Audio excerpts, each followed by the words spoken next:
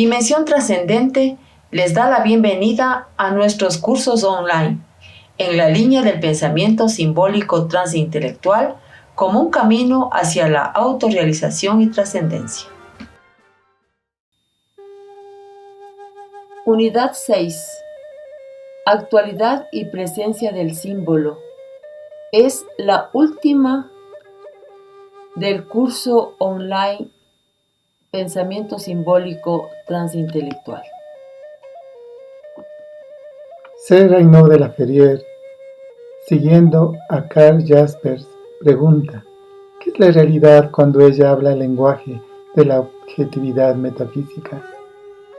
La objetividad metafísica se llama símbolo, porque no es la trascendencia misma, sino su lenguaje. Es gracias al carácter universal del símbolo que lo convierte en una verdadera posibilidad hacia la existencia. Sin lo universal, la experiencia que contiene la conciencia del ser permanecería en su oscuridad absoluta, excluida de toda comunicación, aún consigo misma.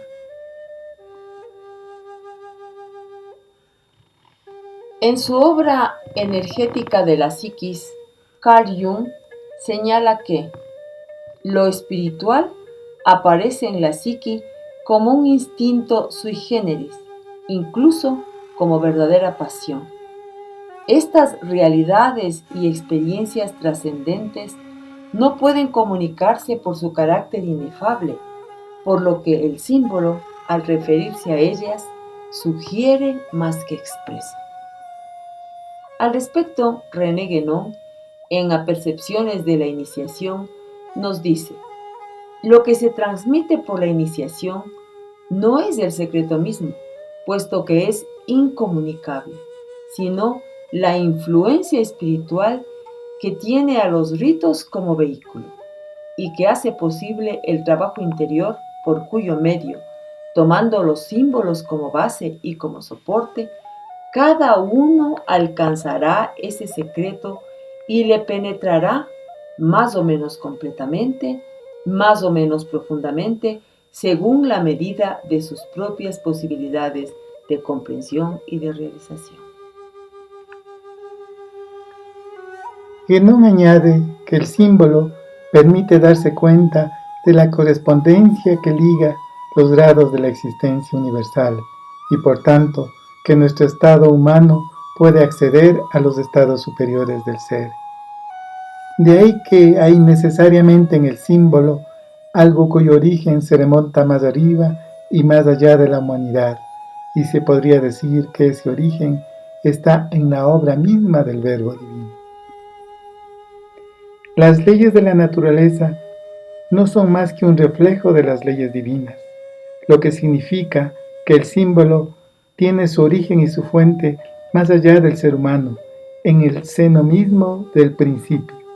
Guénon subraya que las primeras palabras del Evangelio de San Juan hablan del aspecto original del pensamiento y de la palabra.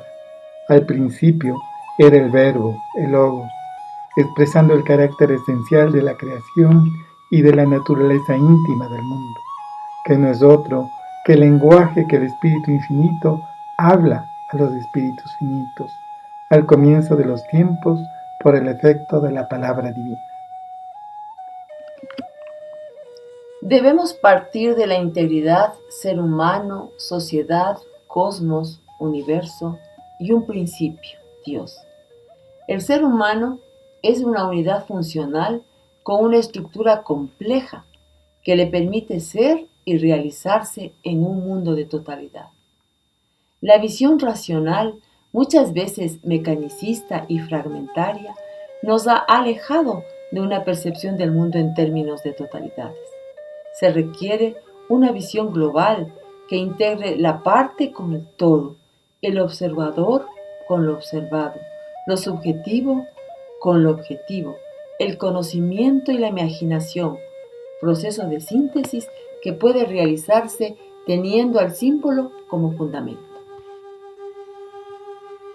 Para este pensamiento de síntesis no es suficiente prácticas que cultivan el lado derecho del cerebro, intuitivo y artístico. Se requiere además de otros sistemas, como el pensamiento simbólico transintelectual, una inteligencia sintética que actúa en forma integral, que comprenda al ser humano en toda su dimensión. El símbolo tiene muchas significaciones e implica varios niveles de la realidad, y al emplearlo estamos manifestando todas estas multisignificaciones, es decir, una verdadera síntesis de significados. Confluimos en la idea de un simbolismo generalizado. Sin embargo, el símbolo, antes de ser coordinado en una síntesis, debe ser estudiado.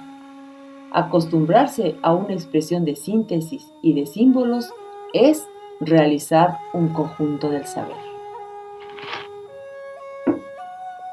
El proceso de modernización actual ha sido una constante separación de la naturaleza, desnaturalización del ser humano y desacralización del mundo, en una sociedad no hecha a la medida del ser humano. Algunos pensadores afirman que la crisis actual se debe a esta separación y pérdida de lo sagrado, una vida vacía y sin sentido que se compensa con drogas, modas diferenciadoras, obteniendo más y logrando un poder material. Las culturas tradicionales, como las indoamericanas, comprendieron esta unidad y mecanismo cósmico, la Tierra como una gran madre, Pachamama, escuchándola con un sentimiento de pertenencia a una comunidad, a una madre tierra y a un cosmos que da sentido a la vida. Se expresa en ritmos y ciclos que se recrean y afirman en ceremonias y fiestas, y hace que cada acto cotidiano sea un acto sagrado que respeta la vida y su significado. El símbolo permite el reencuentro con el sentido y lo sagrado, encierra una realidad que solo puede conocer aquel que la ha experimentado, sin olvidar que los símbolos existen para recordar los misterios de la ciencia divina en la existencia humana, como lo han realizado las culturas tradicionales. René Guénon resalta cierta hostilidad moderna respecto al símbolo, debido a que es un modo de expresión que se ha convertido en ajena a la mentalidad moderna racionalista. La devaluación de los símbolos es parte de un desplazamiento general del clima intelectual, no solo como resultado del adelanto de la técnica, sino por ignorar el fundamento de la vida humana, desnaturalización y desacralización, un ser humano separado, distinto y distante.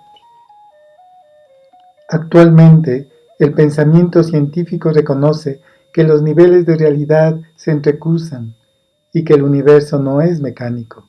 La física cuántica nos abre a nuevas comprensiones, por lo que no es extraño que la espiritualidad contemporánea demande reconstruir ciertos universos simbólicos y, en consecuencia, vivir de otro modo nuestra relación con la realidad y comprender el universo.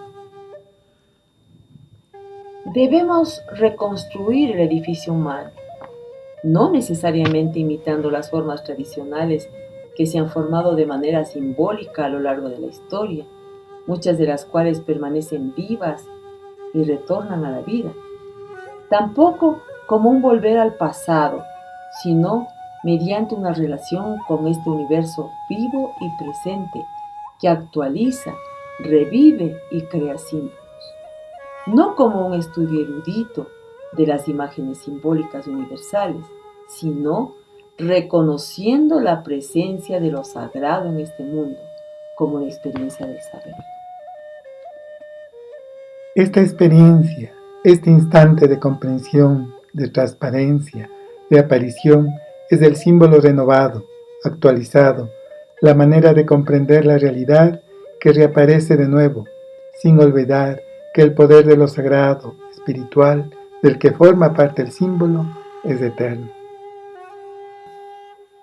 Esta añoranza de lo simbólico, de lo sagrado, se ha manifestado por la irrupción de la espiritualidad oriental en el mundo occidental. Aunque debe tomarse en cuenta que el arte ha sido el refugio de lo sagrado. ha mostrado la vida oculta en imágenes vanguardistas o clásicas. Las artes han asumido en el mundo contemporáneo la función vivificante que necesita el símbolo para hacerlo tal. Existe un símbolo esencial al que se refieren todos los demás de la ciencia sagrada, el ser humano, hecho a semejanza e imagen de Dios, según el Génesis 2:26. De modo que descubrir el símbolo es reconocer el símbolo fundamental, la unión del principio espiritual Dios y el ser humano. Ejercicio de la unidad 6. Proponemos un acercamiento simbólico al arte a través de dos obras: el cuadro La melancolía de Durero y el bolero de Ravel, para lo que presentamos algunas referencias simbólicas. Pintura Melancolía del alemán Alberto Durero. Cuadro lleno de símbolos, propio de las sociedades secretas. Pintura que más que para mirarla, es para estudiarla. Los principales símbolos son la escalera de 7 gradas, el cuadro mágico, la escuadra y el compás, también una esfera, un poliedro, un perro y un niño alado, frente a la figura femenina principal provista de alas, un ángel con el rostro en sombra, pensativo o melancólico, que es el título del cuadro, que aparece en una cartelera y que está frente a una figura estrellada, una supernova acaso. Título relacionado con la bilis negra, el nigredo de la obra alquímica, la putrefacción, la muerte del grano para que germine, el plomo que se convierte en oro, en relación con Saturno y las figuras de la balanza y el reloj de arena presentes en el cuadro.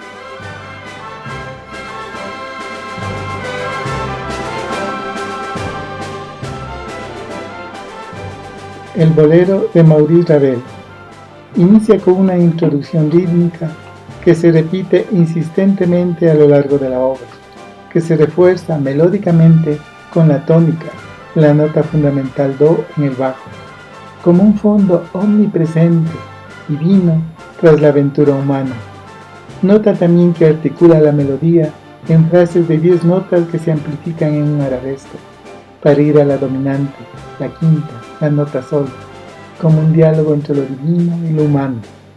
Melodía que se desarrolla en 2 temas, una dualidad con modulaciones, que se repiten en varios instrumentos, con un volumen y orquestación en crescendo, intensificación hacia un estallido, como el éxtasis divino de las tradiciones sufís o chamánicas. Es también un ritmo central, el corazón y la melodía de la vida que se desenvuelve.